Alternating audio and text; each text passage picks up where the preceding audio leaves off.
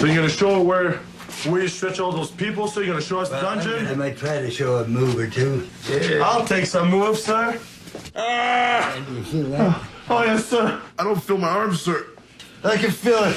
Can you feel that, sir? Oh, yes, sir. Red, oh, yeah. Rosy. Yes, sir. And by taking this arm back here, no. You just ease his hand in the position here. I got the power here to...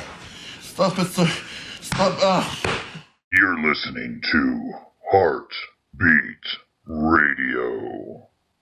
I'm Bob Johnson, and this is coming to you from the studios of Hart Beat Radio, Calgary, Alberta, Canada. We have an incredible guest this afternoon. She was the legendary manager of the ex-wife of the Stone Cold Steve Austin, the lovely Jeanie Clarke. She's got a great story to tell us this afternoon, and she's going to also tell us about her book, Through the Shattered Glass. But before I introduce Jeanie, Lady Blossom, introduce our two co-hosts from Portland Wrestling. First of all, Mr. Matt Merz and Sean Bryant. Matt, welcome to Hart Beat Radio. Well, it is always a pleasure to be here with Bob and Bruce and anyone else who's willing to join us on an early Saturday on the Pacific Coast. I am having a spectacular day and looking forward to hearing about some of the earlier history of Jeanie Clarke and her life with Chris Adams and Billy Jack Haynes, and eventually talk a little bit about Steve, too. So, yeah, let's get to it. Without any further ado, I'd like to introduce the host of our show, wrestler, trainer, extraordinaire, booker, you name it, from Stampede Wrestling, the infamous one and only Mr. Bruce Hart. Welcome back to Hart Beat Radio, Bruce. I'm excited, and I'd like to thank Jeanie for coming on. It should be a fascinating show today. I know so many of the people that Jeanie's kind of crossed paths with are people that I knew back in the day, including Chris Adams and Billy Jack, who I started up here, and Brian Pillman, and Steve Austin, who was tagging with Brian Pillman when I first met him. And so I know a lot of those people, and they're kind of among them, most well-known and sometimes controversial people. Welcome to Hart Beat Radio, Jeanie. Thank you so much for having me. I'm so grateful to you. I'm just enchanted by your voice. It's so lovely. Thank you. I was going to ask you, Jeanie, yeah.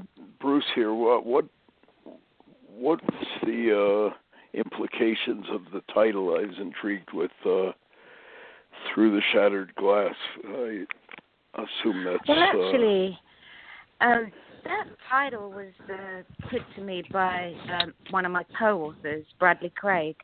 He had been talking to me for quite some time. He'd listened to all my story. There's two sort of ways he came up with that title, because it was totally his invention. He said the glass, obviously, was the shattered glass of the Steve Austin entrance music. But he said to me, going through your book, you were just this young, innocent girl, and you kind of remind me of Alice Through the Looking Glass, because you entered this world with all different crazy characters. I thought there was some correlation between Alice and which is got a lot of him. And he said, and I said, actually, I quite like that. It's quite good. So that's how it started. When was your first kind of introduction to the somewhat bizarre wrestling world? I assume it was over in England. Yeah, I was just 19 years old. I had a friend who we used to go to a lot of rock concerts. It was our thing when we were teenagers. We went to see, and I'm going back a while here, like the Sex Pistols, David Bowie, Queen. We'd go to all these rock concerts, and that was my thing. I would always drag her and say, oh, come on, we need to go here. Well, one day we were at her house. Well, her dad was a wrestling fan, and I never saw wrestling in my life, but I can remember it on the TV when I was at her house. And that was a big. I know when I wrestled there in '77, it was a big must-see thing every Saturday with It was massive, wasn't it? Massive. Yeah, Kent Walton, Big Daddy, John Haystack, Mick McManus. And actually, Bret Hart came in as Cowboy and Owen Hart. Dynamite Kid, Davey Boy. That's how I was wrestling over there in '77, and I remember it was the same time as the Yorkshire Ripper was going strong over there, and that's right. I met Dynamite Kid over there in someplace called Chester, which was they had a TV show that, and I ended up bringing him over to Canada, and Davey Boy was with him that night. He would. I later on gave Davey the name Davey Boy. He was originally called as Young David, but that was kind David, of and then Davey Boy. I remember it well. I was there. So now, what was your introduction, though, Jeanie, to the business? Well, when I met my friend, his dad, he got sick, and my friend, because I dragged her around to all these concerts, she's like, "Oh man, I want to go to this wrestling event." That very first event, which was in my hometown where I live, I met a guy called Chris Adams. Obviously, you know him, and he was a judo guy. He'd been in the industry for about a year. He was on the British judo squad, so he was excellent judo guy, but he was always in the shadow of his brother, and his brother was Neil Adams, who is actually a two-time Olympic medalist. So his brother was great at judo, and Chris was kind of always in his shadow. So he met a guy called John Turpin, who was a boxer, and got into the wrestling industry. And that very first night I met Chris, he was phoning me, inviting me to go to a motor show.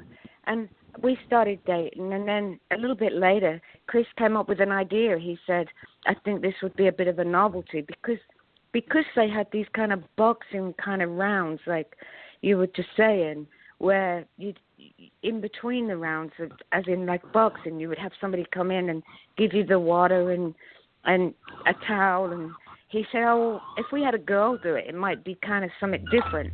So I was a second rather than a valet. It was called a second, like a boxing second. And it got a lot of publicity. It hit like mainstream press.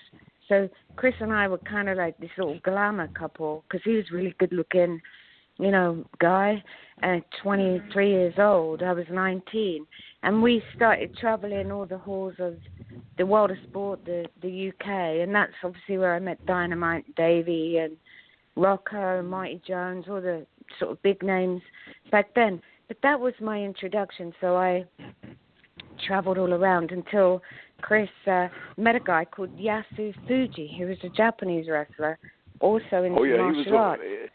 My dad had sent him over there. He and Chadi Yakuchi were kind of a skinny Japanese guy, but good worker. But the reason that the reason that Chris kind of got into NWA or the Hollywood, or I think it was NWA Hollywood, I'm not sure, but the Los Angeles show at the Olympic Auditorium was because it was run by two judo guys, which was Gene and Mike LaBelle. And because Chris had a judo connection, his brother being a Olympic medalist, they brought him in. So he got this sort of start in a job offer to go to the States. So we left the UK about 1979, and we arrived in Los Angeles to work for the LaBelles around. I didn't, Chris was working for them around about 1980.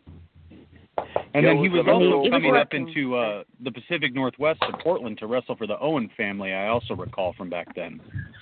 Yeah, he did, he did work a few spot shows. It was bad money. We suffered quite badly financially. And then he had a go in Mexico. And then, luckily he got the call to come up to Portland. So we traveled up there, and he started there in Portland, which was where he had more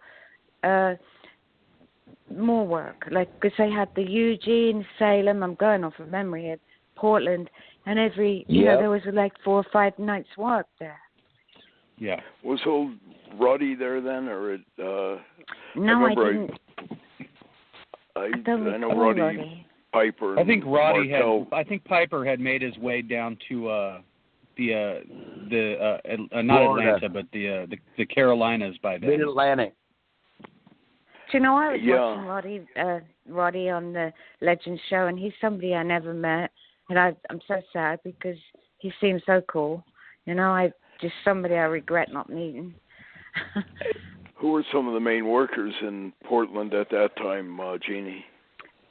I think Dynamite made a few appearances. Rip Oliver, maybe. Rip and I think Buzz Sawyer or Brett Sawyer, and obviously Buzz Billy Sawyer. Jack. It was after Portland that he went to Fritz's territory down in Dallas, if I'm not mistaken. Is that correct, Jeanie? That's correct. Now, what had happened was Chris and I had split up in Portland. Basically, what happened was, when we did the World of Sport, we were together every day, and we came to LA, and we were together every day, and I had my first baby, my daughter Jade. And what happened was when we came to Portland, I was working in Los Angeles. I did some modeling, and I did also, I worked in a restaurant. And when we got to Portland, I didn't drive, and I was quite isolated. But what happened was Portland was quite a wild territory. And we lived next door to Tommy Rogers.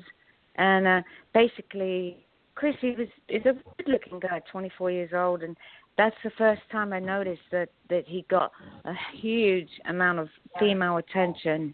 You know, I mean, he was just, they were mobbing him, the girls, you know. Sure. The trouble was even though I can look back and say, hey, this is kind of like a rock star or a football player, you know, this happens, and these guys are just like, wow. But, because I was not driving, I was a single, not single mom, I was like on my own with the baby a lot, and I didn't get out and about. Chris actually and I split up because I had a little bit of a problem because he stopped coming home at night, and, he got tempted. I'm not saying that I can't look back and say, oh, well, most guys probably would. But it kind of crushed me a little bit because I didn't have too much self-esteem because of it, because, he was cheating on me all the time. And basically Billy Jack told me he was cheating on me. He said, oh, my God, and he kind of,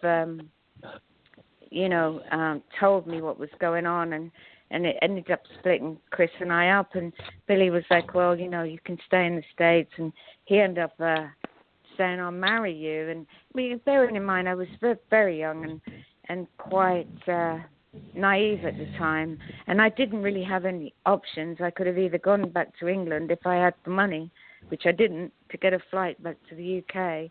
And I had a baby, so I couldn't make my way back to Los Angeles and start working. So I was, I talk about it in my book that, I had given Chris loads of chances, and it was pretty humiliating going to the arenas with him, and he sort of had so many different affairs, so it kind of crushed me, at the time. Although definitely I did make up and become good friends again. It was just real, bad time in my life when he did get tempted, and he used a lot of weed and was drinking a bit more than it was before his major problems with alcohol. But I always felt like I wasn't good enough, and it just crushed me. So I ended up leaving Chris, and I did end up marrying Billy Jack. And were you on the road with Billy, or did you stay here in Portland? Billy and I stayed in Portland, and Chris did end up getting picked up by World Class, but then Billy got picked up as well by Florida, and I can't remember the name of that territory, but Dusty Rhodes was there. Remember that? Yeah, the Grahams territory. Yeah. So basically, I went back to the UK for 6 months, And Billy and Chris both called me there, and I had a child with Chris, so I remained amicable with him. But Billy and I got a divorce, and what they call an uncontested divorce. He flew me into Florida, and he got me an apartment, and I got a job working as a makeup artist. So, I was amicable with both these guys, but we wasn't in a romantic relationship anymore. When you went back to World Class, when Chris called you to come in and eventually do the angles and things with Steve, did you and Chris ever get back together at all, or was that it from here?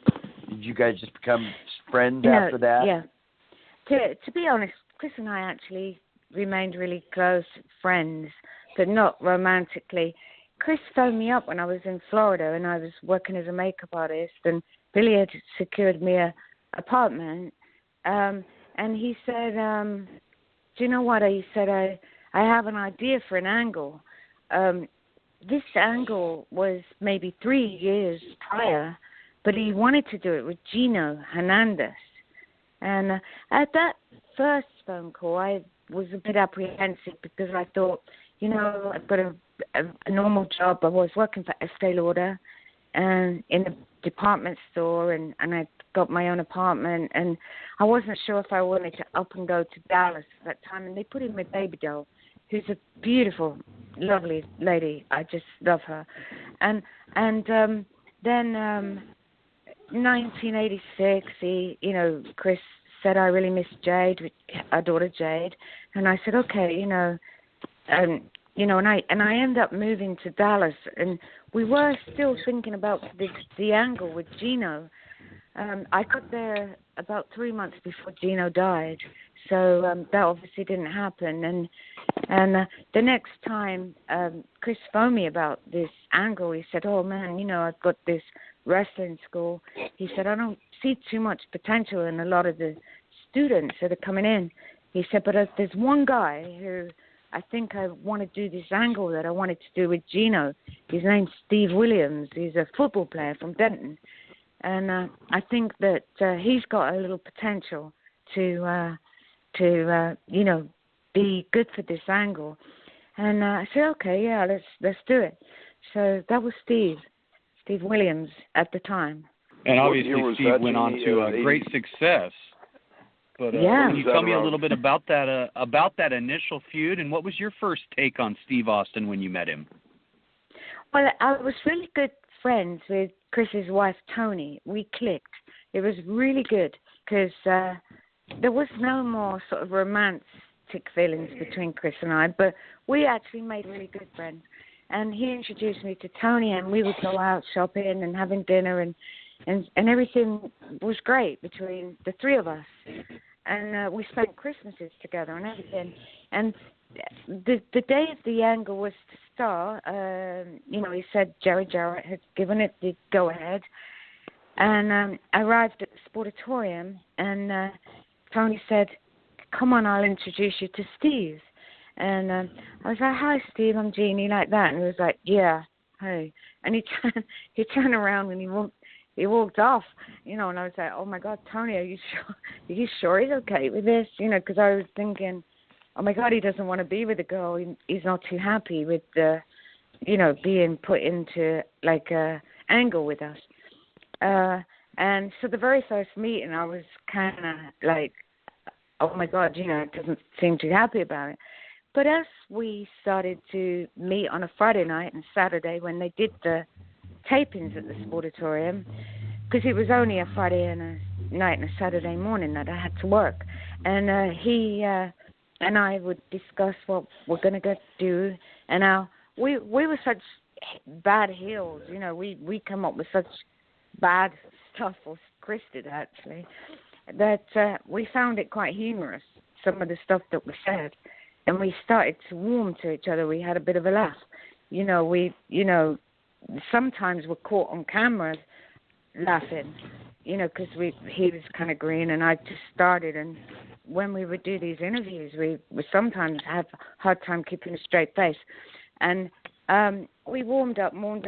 Now, what happened was Chris, he did some spot shows with a guy called Tom Lance, LNA Promotions, to make a bit of extra money. And Chris said to me, I have a spot show in Louisiana. And I said, oh, my God, that's a hell of a long way. I don't know, if I could hook up with someone to drive there. And he said, yeah, call Bronco Lubridge. It was the ref. And okay. And Bronco said, well, you, me, and Steve will travel, split the gas. As you did that then, because you never made any more than, $50. So you split as many expenses as you could. And during that trip to Louisiana, I kind of noticed that Steve and we've been friends for like 5 months, maybe 4 or 5 months. And he kind of let me know he really liked me, and that started the romance between Steve and I. But it was a slow sort of friendship, and then we did start dating, and he would send me a lot of love letters and stuff, and so that's the start of our romance. Now, during the summer of 1990 is kind of when that big feud culminated. And on August 17th, 1990, in the Sportatorium, you actually had a cage match with Tony Adams. And I'm kind of curious to know how that came about, if you were comfortable with that, if you had any training to prepare you for that match, or what it was like. No, we didn't have, Tony and I did not have any training, but we remembered the match because we'd say, now this happened, this happened, this happened. There wasn't any, neither one of us could work as wrestlers, neither one of us. And we never thought we'd ever have a cage match. We were just meant to be we were just meant to go in and just be standing at ringside. And Chris kind of sort of booked that, but we pulled it off. They had Percy Pringle and Chris Von Erich, who were injected into that angle. That Percy was on Steve and I and Percy and Chris Tony and Chris Von Erich. So they could cover for us. But Tony and I, we knew each other well, and we managed to pull it off. But people would often say, oh, my God, that's a shoot. Those girls hate each other, because that's the real Chris Adams ex. And it couldn't have been further from the truth, actually, because we were very, very good friends. But, no, we had no training at all. And I've seen the cage match, and, I'm just really glad it worked out okay, because it could have been disastrous, really, but it worked out okay. Now, what led to you coming to World Championship Wrestling, WCW there in Atlanta? It was a fluke. And I have to say this, I never, ever in my life ever pursued a job in this industry. I happened to be Chris Adams' girlfriend. He asked me to be his second, and he called me up and asked me to do this angle. And a similar thing happened with WCW. Steve and I were now dating, and he was staying a lot at my house in Dallas. And he had given my number to Dusty and Magnum as a point of contact for him. And one day he'd gone out to the gym, and I was at home, and Magnum called, just said, "Hi, Steve there. No, sorry, he's not here right now." And he said, "Hey, where are you from?" And I said, "Oh, yeah, I'm from London." He said, "What do you do?" And I was just chit-chatting with him. And I said, "Well, I work with Steve a little bit in World Class, and I was running my own business at the time." They had hired a girl with Steve, and I didn't actually know, called Veronica, who I've never seen her work. I've never met her. But they weren't happy for some reason. Veronica. That's right. And I never met her, so, I didn't even know he had a valet up there, because we never talked about it. But Magnum said, would you send us some tapes? He asked me, I didn't ask him. And I was like, okay, And then I get a call like, can you go meet Dusty Rhodes in Houston next week? And because Steve and I were in a relationship here, so it was a chance to go and see Steve as well. So I went from Dallas to Houston, not too far, and Dusty said, "Can you be at TV tapings in 2 weeks?" And the next thing I was working in WCW without trying. so that's how that happened. And how did you end up with the name Lady Blossom? I thought I was going to be Jeanie Clarke, the same, and Dusty came up with that name, and I hated it. And, I've never said I liked it, because even Steve said, oh my God, can you think of anything else real quick? And I was like, oh my God, no. And I found out after the fact, not late, then, that I was blossoming out of my dress that day, and that's why he came up with that name. Oh, of course. But that's exactly what happened. And then when did you decide to leave the business? I know it was in 1991. What led to you deciding to call it quits? Well, what happened was I was traveling on the road. I was the only girl on the road. There was not that many girls. There was Missy, who's a really good friend of mine, who wrote the foreword for my book. Not the foreword, the intro for my book, and I still talk to her a ton. I knew her anyway because we'd met at the Cotton Bowl when Chris and Gino were about with the hair and hair match they had there. And Terry Runnels was there, and Medusa, she was there. And so there's us 4 girls, but I was the actually only girl on the road, because those girls just showed up at TV. And I was on the road, and I thought, I feel really tired. I feel really sick. And anyway, I was pregnant with my daughter, Stephanie, and Halloween Havoc, they had me taking bumps quite a lot in WCW, and I had to say, I have to leave because I'm actually 3 months pregnant, which was fine for me because Steve and I I never had a home in my life. I never had a family life, because you'd have to read my book to know that, because I had a really bad childhood, and of course Chris and I moved territory to territory, and so that was the first time that I'd ever had a proper home life, and I had my daughters, and of course Cassidy came along, my other daughter, and I was a big part of the community, and I enjoyed all the things like decorating the house, and it was just a wonderful time from 91 to 96. Probably the happiest times of my life, because I actually had my own, I felt like a family that I never had in my life. So, I was so excited to be able to be a mom and be a wife, and I enjoyed simple things like gardening and decorating and all that sort of stuff. So I was very happy during that time of leaving WCW. What happened in 1996? Well, what happened was that started everything going into a downward spiral is, first of all, when Steve and I actually first came into WCW, he got the TV title with Bobby Eaton almost straight away. And then another title. What happened actually is the troubles that were going on with the WWF at the time, WCW, they brought Hulk Hogan in.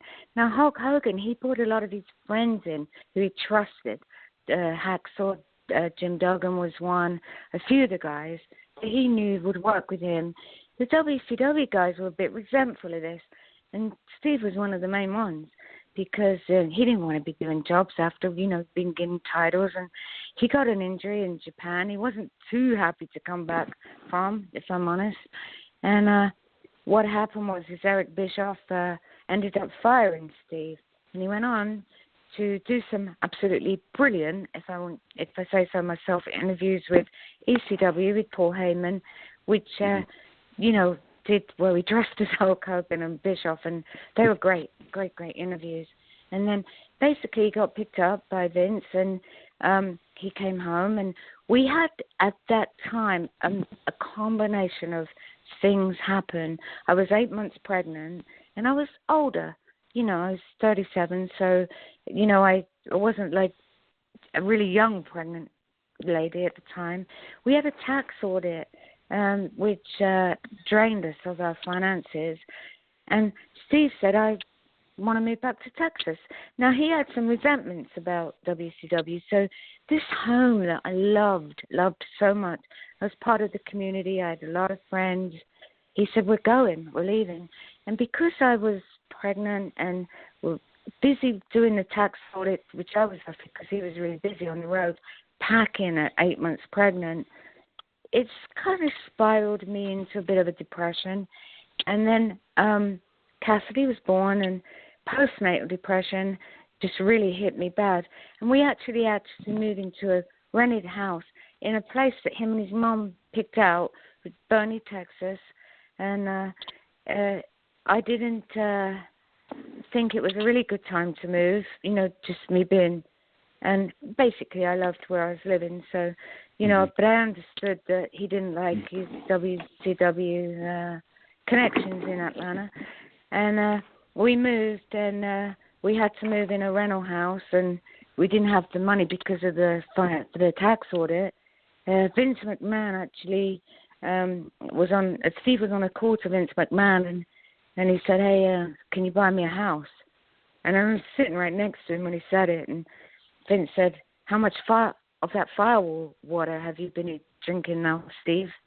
Because he couldn't believe he asked him if he'd buy him a house. But actually, Vince did buy us a house.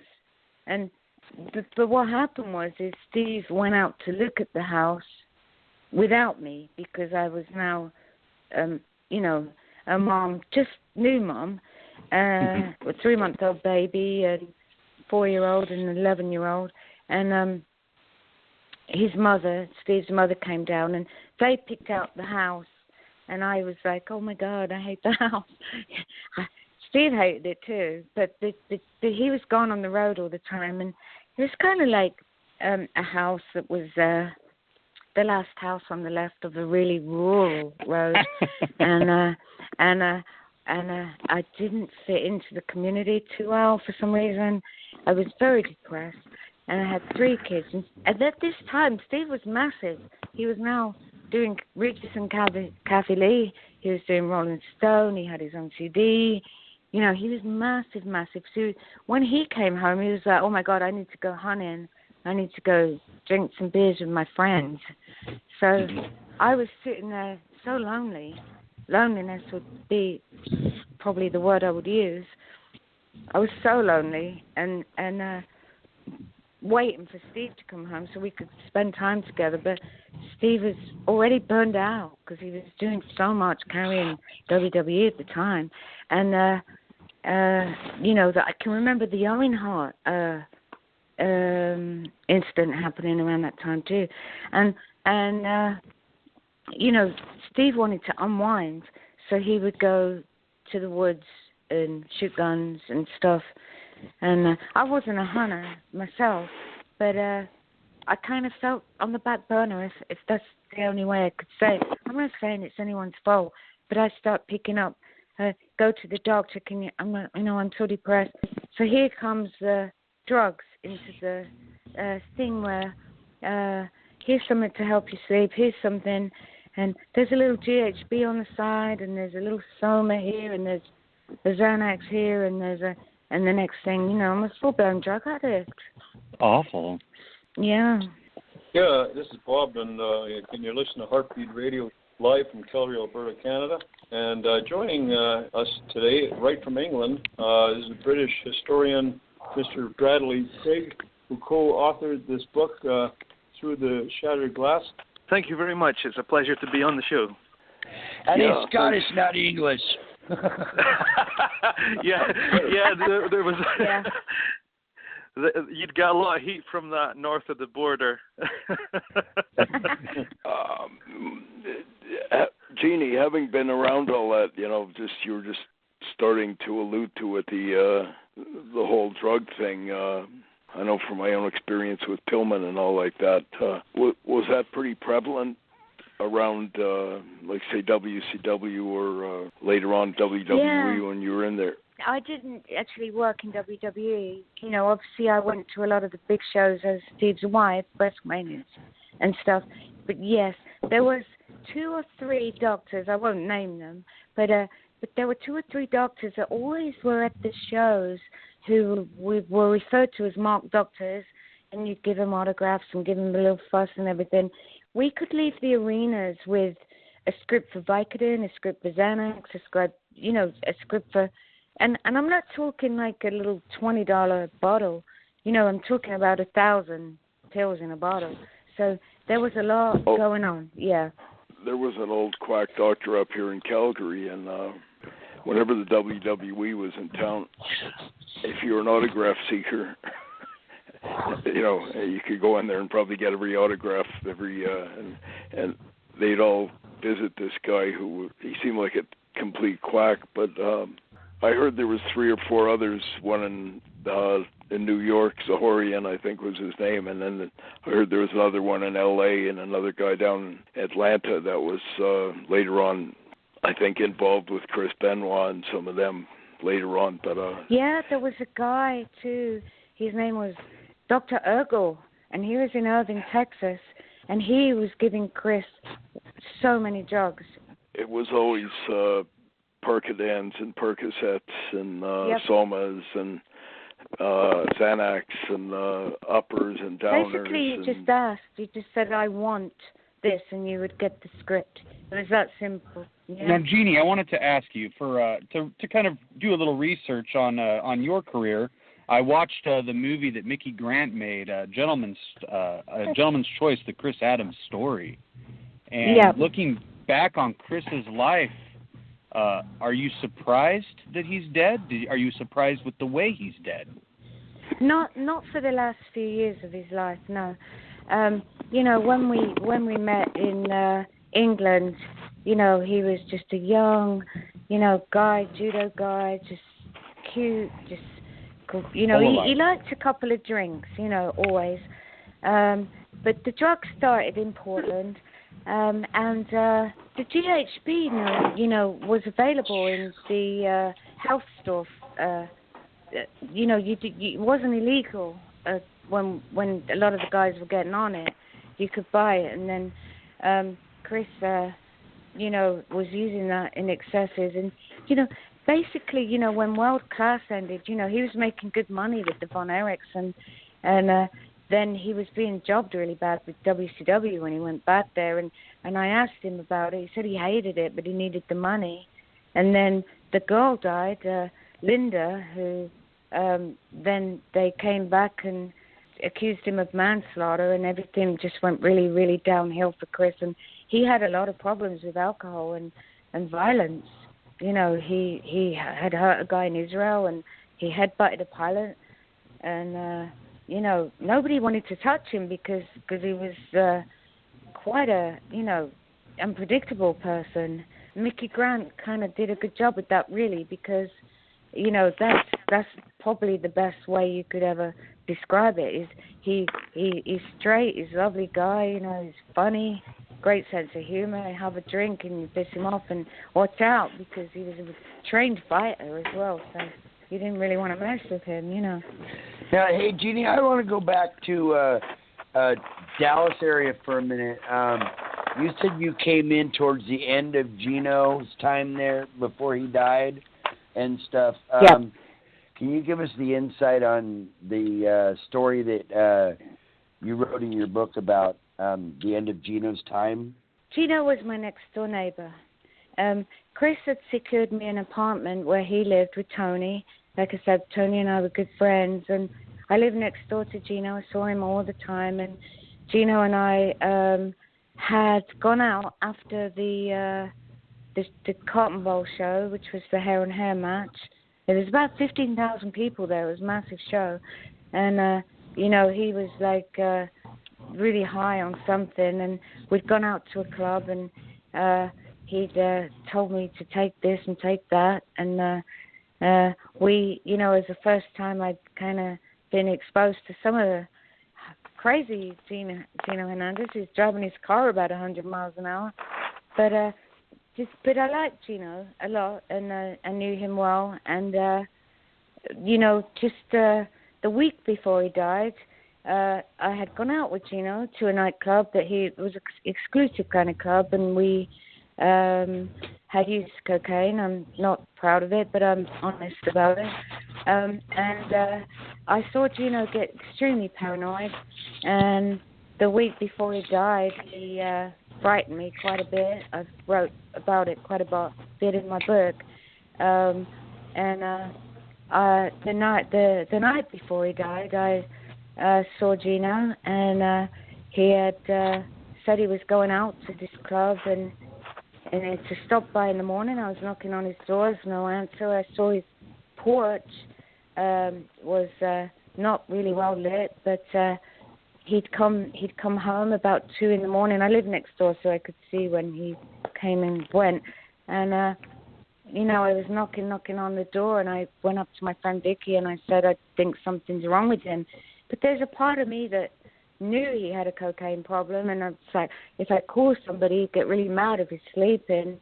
And the next thing, I came down, and I saw them wheel his body out.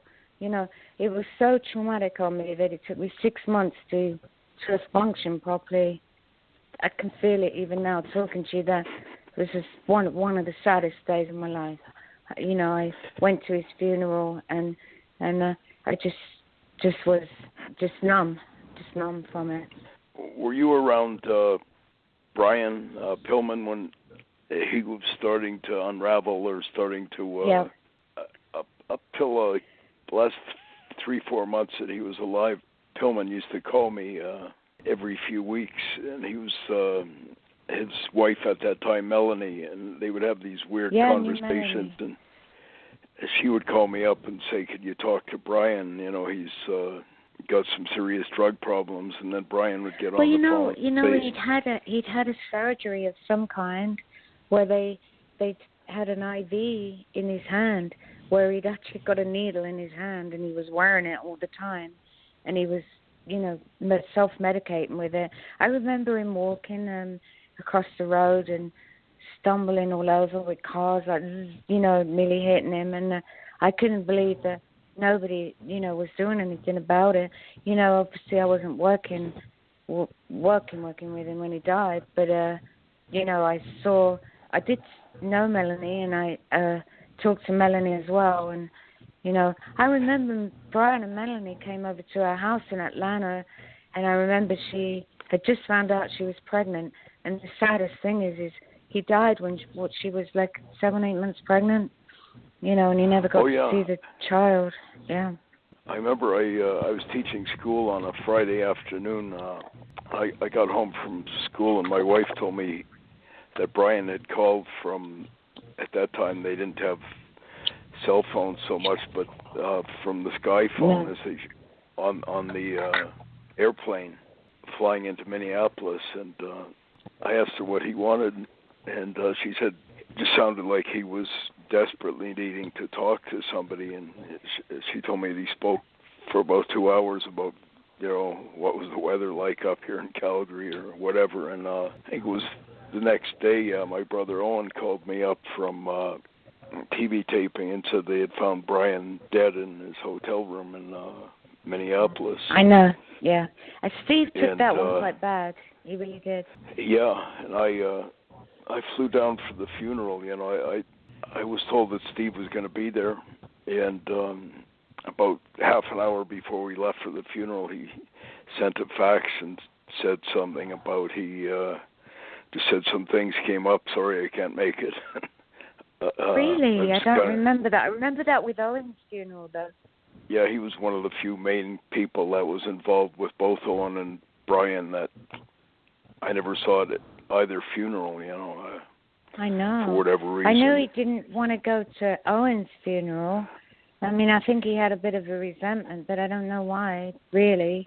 But, they supposedly had some, he claimed that Owen dropped him on his head or something. There was some accident where Owen gave him a pile driver that didn't go right. That's correct, something.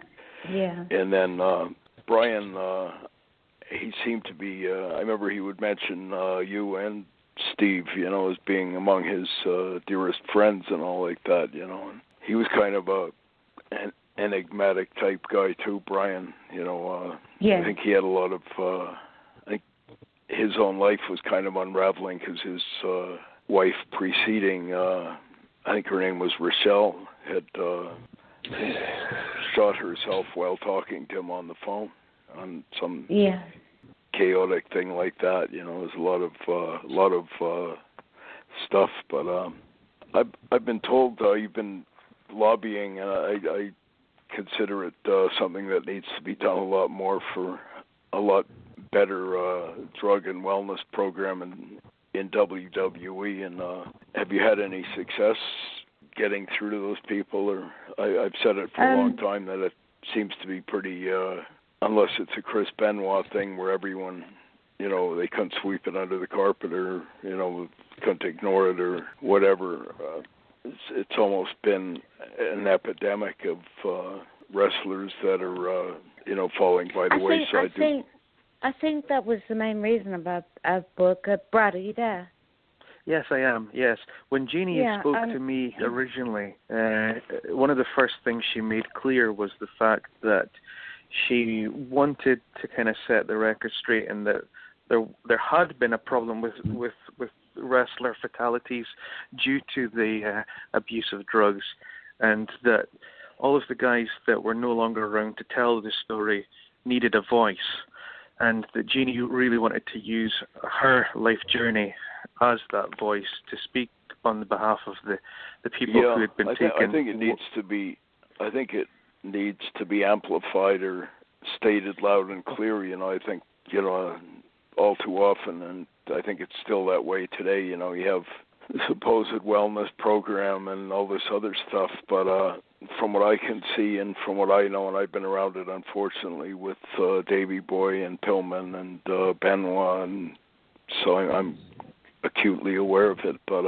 it seems to be every bit as prevalent today. I've said it before, the wrestling business is one of the few businesses where you can be abusing drugs on that level and getting away with it. Like if you're a teacher or in any other normal type of job, there's no way you could sustain that 8 hours or 10 hours a day working and being stoned. But in the wrestling business, you maybe only need to be on maybe for an hour out of the whole day, and you go out and I remember the wrestlers always used to laughably say, "Help me fake it through the night." They kind of even if they are messed up, they can kind of get by, and the crowd thinks that's part of their persona to act like they're insane or go out and I remember more than a few times guys wrestling when they were so stoned they could barely and they could still kind of get through the match, and nobody was quite sure if they were having a good or a bad match, but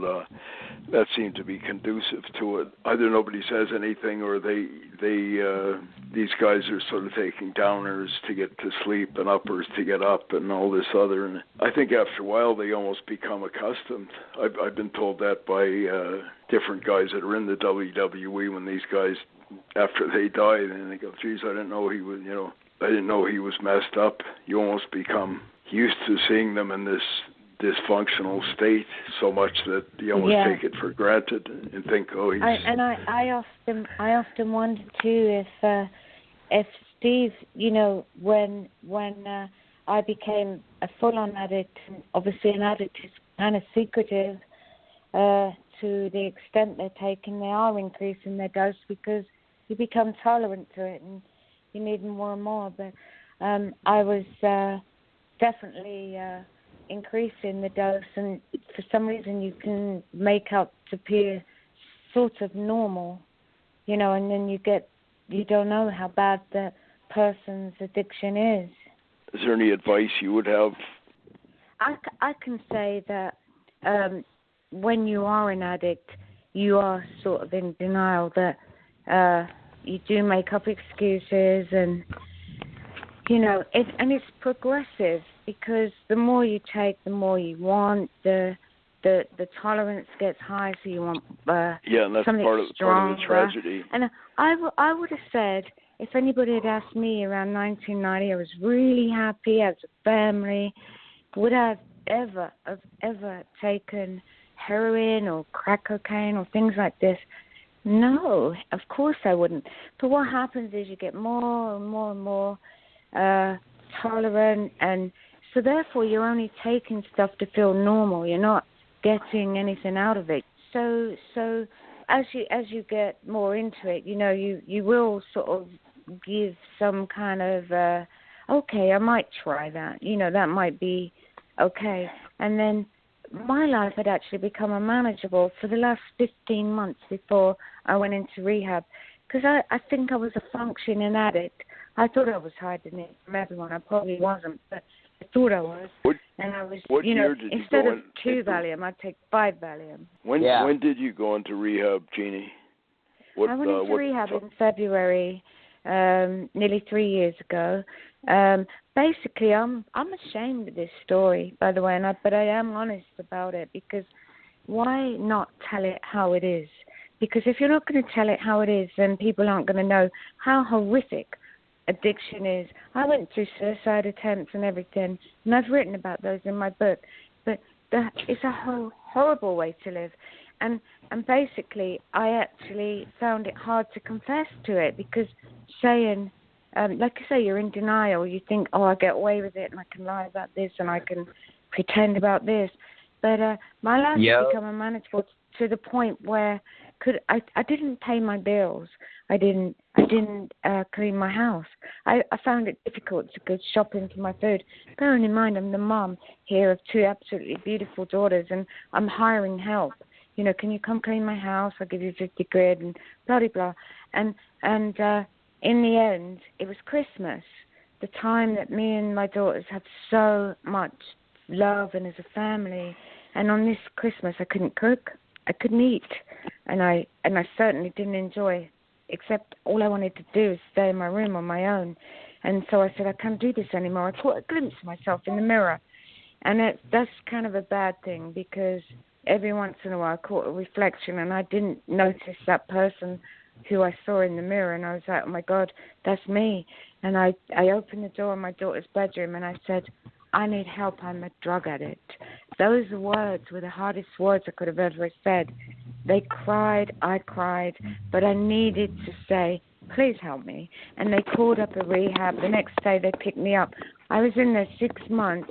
When I was in rehab, they teach you, to self-reflect and write things down. Why do you feel this way, blah, blah, blah. All of those notes. Ended up meeting Brad, and we took all those notes, and my notes are not that great. My notes are just notes. I can't actually type a book.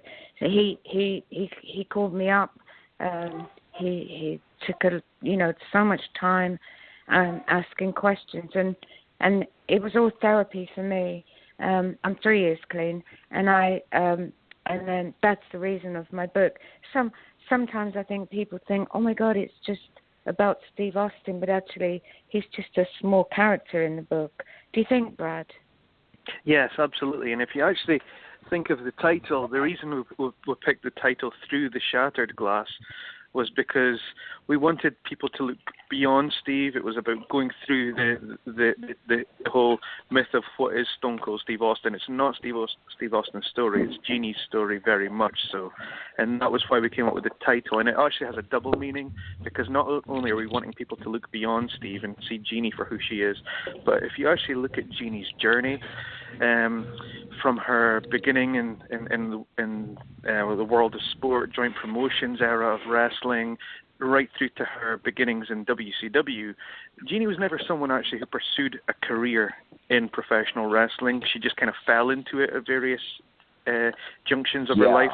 So it was almost like the whole Alice in Wonderland story of someone who fell through. We said this earlier, but it's good you're saying it. Yeah. Yeah. So that was just the kind of amazing part for me of the journey.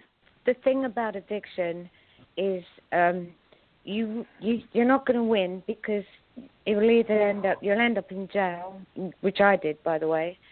I did end up in jail. It's in my book. You'd end up either in rehab or some kind of mental, or you'd die. And the thing is that's the end result, So you're not going to, win. I wanted to ask you a couple of things about Chris Adams' memorial that your guys' daughter Jade made, and also about the British Wrestling Reunion Award that you received last year in Chris's behalf. Can you tell us about those two things? I was so honored when they called me up and asked me to accept that award. Of course, I would have loved for Jade to do that as well. And I would love to be reconnected with Jade, because possibly, one of the other reasons for my book was to make amends to my daughters, because sometimes, you feel guilty and you feel a lot of shame. Of course I do. The book was like, here's my story. I love you so much and I want you to forgive me, and here's my amends. Unfortunately, Jade is one of the people that I haven't spoke to in 10 years. My daughter with Jade, who's adopted by Steve, and I would have loved for her to accept the award, and I'd love to reconnect with her when she's ready. I'm not going to push it, but I'm hoping that she will forgive me for some of the addiction problems I had. Obviously, I was unwell, so my intention wasn't bad. Yeah. It's hard for children to realize their parents are just mortal human beings too. And the truth is that man is God in ruins, and we go down wrong paths, but, thankfully we find our way back, hopefully. And that's a tough pill for kids to swallow. And I think, at least for American kids, I think it takes till you're about 30 years old.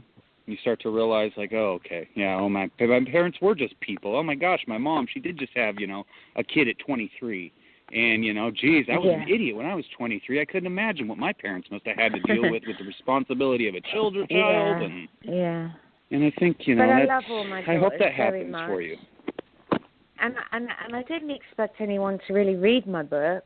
I mean, it did start as like I said, I come out and it was a bunch of notes. It was therapeutic for me to write it, and Brad obviously made it into a book. And, I think, that book will be around after I die, and hopefully people can see that I am a survivor of addiction, and there is hope. Obviously, I'm a person of faith as well, and I do say that helped me particularly. But I believe that you can make a choice, and the thing is to get support. I mean, you go to your GP, you go to AA if it works for you, anything. But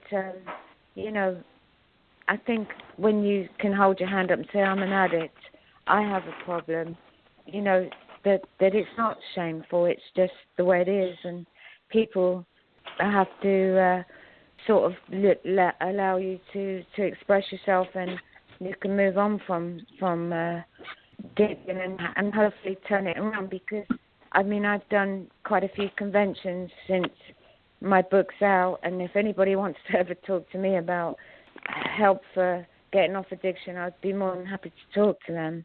And I think, Brad, that was the reason of the book, and I told you that in the beginning. Yes, it certainly was. And I mean, if you look at the wrestling women of the 1980s, you look through names like Sensational Sherry, Miss Elizabeth, Luna Vachon.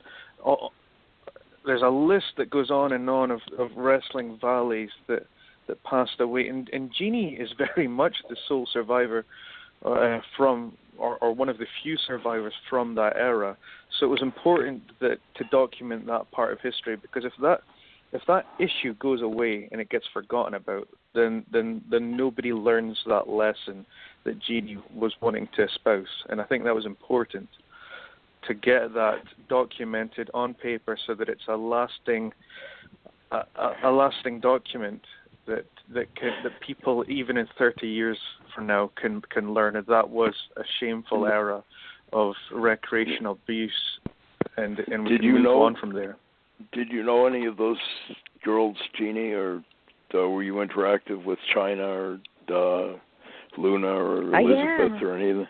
Not so much Elizabeth, but certainly a few of the girls, and did you ever share especially perspectives, Tony. or were you aware of maybe the extent of their problem, or was it a surprise when you heard? More so with Tony, because she had told me she was driving from Mexico and she'd purchased some heroin. She'd got in a car wreck, and she'd gone to a Christian rehab.